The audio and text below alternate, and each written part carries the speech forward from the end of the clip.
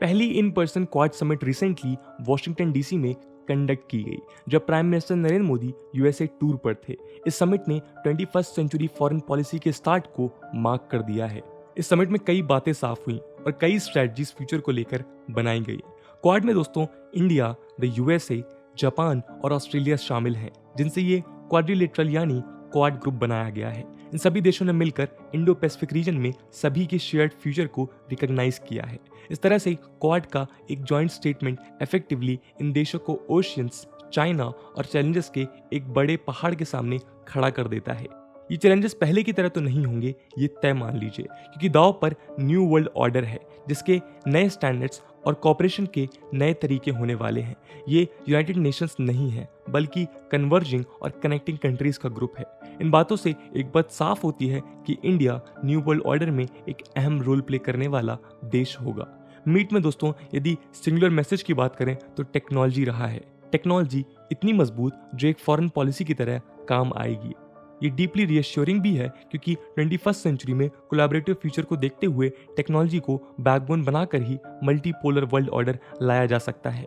जबकि ये आर्गू किया जा सकता है कि क्वाड का कोर केवल यूएस चाइना राइवलरी था, पर चारों देश और बल्कि कई और देश भी सिनोसेंट्रिक क्लोज्ड वर्ल्ड ऑर्डर के अगेंस्ट खड़े होंगे।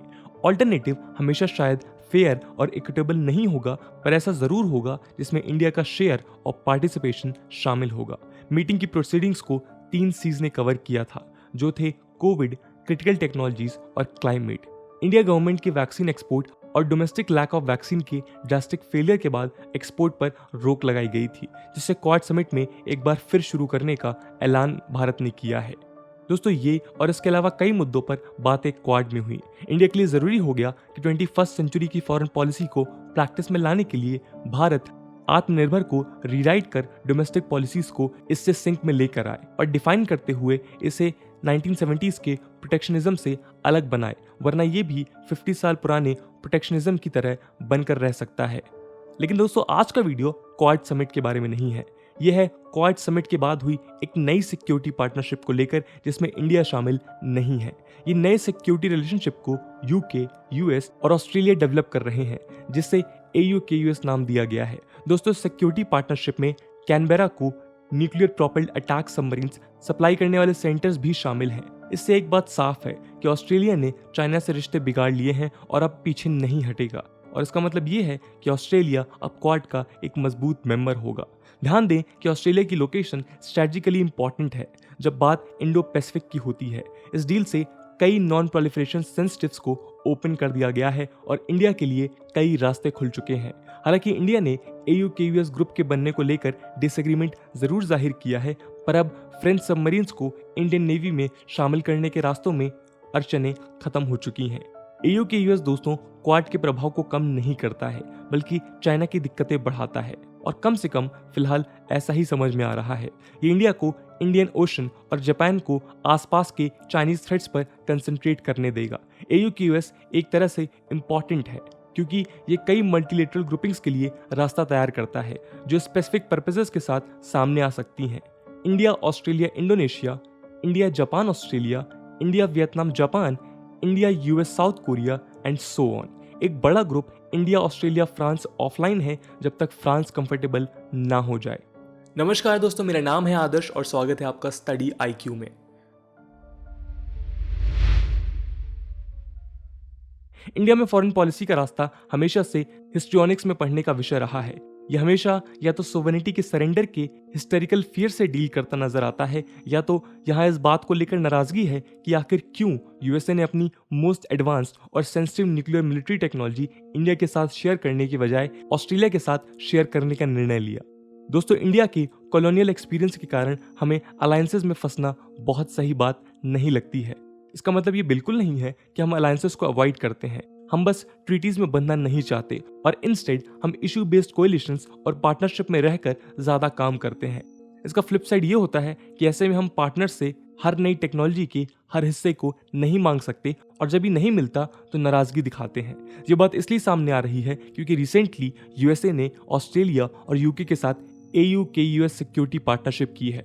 अब पार्टनरशिप तो इंडिया की भी यूएसए के साथ है और ये क्लोज पार्टनरशिप है, पर यही एक्चुअली इंटरेस्टिंग है कि वॉशिंगटन के साथ इंडिया एक स्ट्रेटजिक पार्टनर है और कैनबरा जैसी सिक्योरिटी पार्टनरशिप दिल्ली की वॉशिंगटन के साथ नहीं है। ये दो बातें इंडिया में फिलहाल हॉट टॉपिक हैं क्योंकि EU के US सिक्योरिटी अलायंस हुआ है। इससे ये लग रहा है कि क्वाड एक डी फंक्शनल मैकेनिज्म तो नहीं बनकर रह जाएगा, पर एक्सपर्ट्स के अनुसार ऐसा नहीं होगा। ये बात बार बार दोहराई गई है। इससे इंडिया के कई रास्ते खुलेंगे। स्ट्रेटजिकली इंडिया इंपॉर्टेंट तो है ही, जियोपॉलिटिकली भी इंडिया का इम्पैक्ट बढ़ेगा।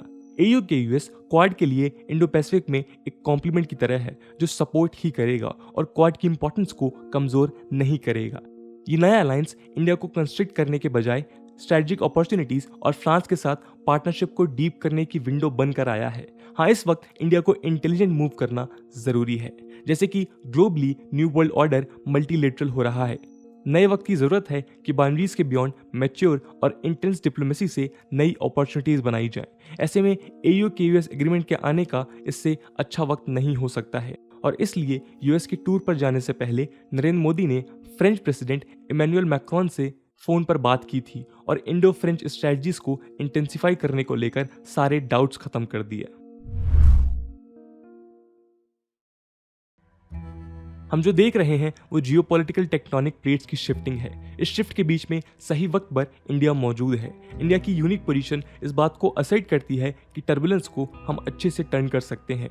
EU के US में US द्वारा ब्लाइंडसाइड होने के ह्यूमिलेशन को फ्रांस अच्छे से भुना रहा है। EU के US को लेकर फ्रांस का कहना है कि ये अलायंस उसके साथ पीठ पर छुरी घोंपने जैसा काम है और उसे इसके बारे में नहीं पता था। ये गुस्सा केवल इसलिए नहीं है कि ऑस्ट्रेलिया और फ्रांस की सडनली एक $65 बिलियन डील ऑफ सेंचुरी कही जाने वाली 12 कन्वेंशनल डीजल इलेक्ट्रिक सबमरीन्स की डील कैंसिल हो गई है, जो वास्तव में तो फ्रांस की डिफेंस इंडस्ट्री के लिए सेटबैक है, बल्कि फ्रांस की गुस्से की जड़ें डिप्लोमेटिक सेटबैक को लेकर ज्यादा है। ये सबमरीन कॉन्ट्रैक्ट फ्रांस के इंडो पैसिफिक को लेकर स्ट्रेटजिक कमिटमेंट के लिए सिग्निफायर का काम कर रहा था, जहां एक रेसिडेंट पावर की तरह गेम में फ्रांस मौजूद था। सालों तक काम करने के बाद फ्रांस को दुनिया के सबसे सेंसिटिव जियोपॉलिटिकल जोन में स्ट्रेटजिक प्रेजेंस मिली थी। उसे अलायंस द्वारा डंप होने पर अम्यूजमेंट तो नहीं मिला है। बिट्रेयल और गहरा तब हो जाता है जब PM मॉरिसन के नेतृत्व में ऑस्ट्रेलियंस ये क्लेम करते हैं कि फ्रांस की डीजल पावर्ड सबमरीन्स ऑस्ट्रेलिया के स्ट्रेटजिक नीड्स को लेकर इंक्रीजिंगली अनसूटेबल हैं और चाइनीज एग्रेशन के कारण उन्हें न्यूक्लियर पावर्ड सबमरीन्स के लिए खोज करनी पड़ी, जो स्टेल्थीज, डेडलियर और अंडर वाटर पावर के साथ लंबे समय तक रह सकती हैं। पर ऐसा नहीं है कि फ्रांस केवल डीजल सबमरीन्स बनाता है। फाइनेंशियल टाइम्स ने जून में ऐसा रिपोर्ट किया था कि फ्रेंच ऑफिशियल्स ने ऑस्ट्रेलियन काउंटरपार्ट से कई बार इस बारे में पूछा था कि क्या वो कन्वेंशनल सबमरीन से न्यूक्लियर पावर्ड सबमरीन्स पर कॉन्ट्रैक्ट बदलना चाहते हैं, लेकिन इन सवालों के जवाब नहीं मिले। गुस्से से भरे हुए फ्रांस ने ऑस्ट्रेलिया और USA से अपने इनवॉइस वापस बुला लिए हैं। हालांकि बाइडेन मैक्रोन ने एक कॉल पर डिस्कशन के बाद अब शायद इनवॉय USA वापस जा सकता है। इसके अलावा फ्रांस ने UK के साथ डिफेंस टॉक्स भी कैंसिल कर दिए हैं। इससे दोस्तों Indo French collaboration Indo Pacific region में बढ़ सकता है। पिछले कुछ दिनों के इवेंट्स, पॉलिसी, कन्वर्जेंस और स्ट्रेटजिक लॉजिक पर चल रही रिलेशनशिप को टर्बोचार्ज कर सकते हैं। ऐसे में इंडिया और फ्रांस के बीच फ्रेंच सफरेन या बैराकूडा सबमरीन की डील होना संभव है। हालांकि ये डील होगी या नहीं ये तो वक्त ही बताएगा। फ्रांस इंडो पैसिफिक पावर को सीरियसली लेता है क्योंकि इस रीजन में उसके 4 नेवल बेसेस हैं, 7000 सोल्जर्स हैं और न्यू कैलेडोनिया और फ्रेंच पॉलिनेशियन आइलैंड टेरिटरीज में करीब 1.5 मिलियन सिटीजन्स हैं। दोस्तों, आपके हिसाब से इंडिया के लिए EU के US से और क्या बेनिफिट हो सकते हैं, कमेंट सेक्शन में जरूर बताइएगा। आज की वीडियो के लिए इतना ही। आई होप आपको वीडियो पसंद आई होगी और अगर पसंद आई है तो अपने दोस्तों के साथ शेयर करना मत भूलिएगा। हम मिलते हैं अगले वीडियो में, तब तक के लिए जय हिंद, जय भारत।